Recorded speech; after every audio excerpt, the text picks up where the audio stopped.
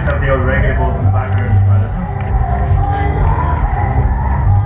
I'll just going to do a few poems, and I'm going to start with this one.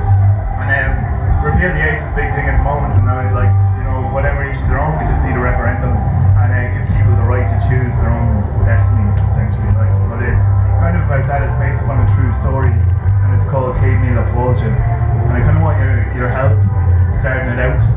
Have you been on the bus in the last 20 years? Anybody? Yes. Do you know the old fella who lives in the boot of the bus there in bus? Very considerate. You go, stand clear, luggage doors operating, yeah? So when I say stand clear, I want you to say luggage doors operating, right? See how we do. Give it a lash. Stand clear. Luggage doors operating. Go on. Stand clear. Luggage doors operating. There we go again for the crack. Stand clear. Luggage doors operating.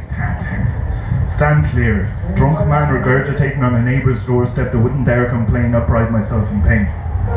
Thrown out of one pub into another where mothers of 18 snuck foreigners and let themselves be seen serving Guinness with the shamrock.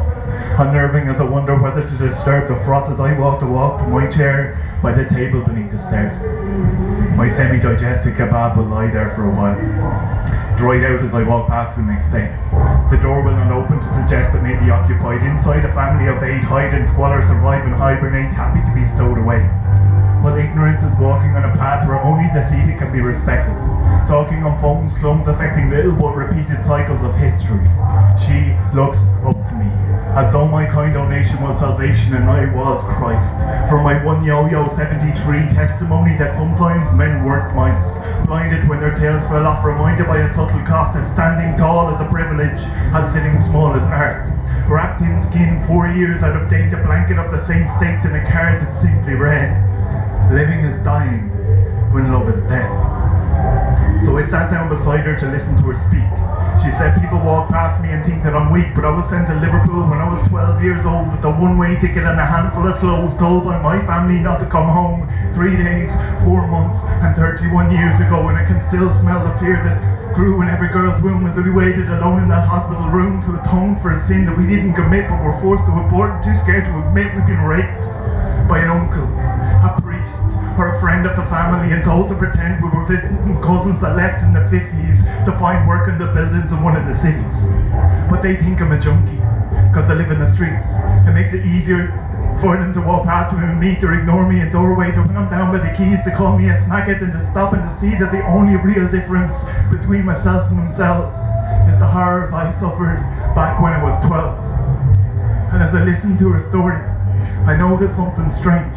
As soon as I sat down, the energy had changed. It was like the city existed on a different plateau, where the noise from above met the silence below. And as I watched them shuffle past in their new designer suits, I wondered how they give themselves to such empty pursuits. But she read me as easily as Anna Barry, and said everyone's got their cross to carry, and just because they dress nice and choose a chemical smell, they bleed the same way. So remember this well, that sometimes the rougher and the worse that we look is a sign of a much more interesting book. And she laughed at me then, and I can still see her smile dimple her cheeks as her eyes all the while held onto mine and refused to let go till I promised I would, and she nodded.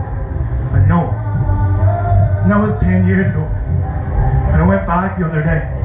I wanted to apologise, to say I'd been away, but that I still remembered what she'd said to this day and how she'd changed the way that I saw the world. But where I found her, curled up against the cold, it was just a retail unit sold to some cookie cutter store selling furniture and more. And when I asked for her, I swear they looked at me as though I was diseased. And so I turned to leave and headed back down to the bus, where I knew that I could trust that in the booth I'd find him waiting, telling me to stand clear.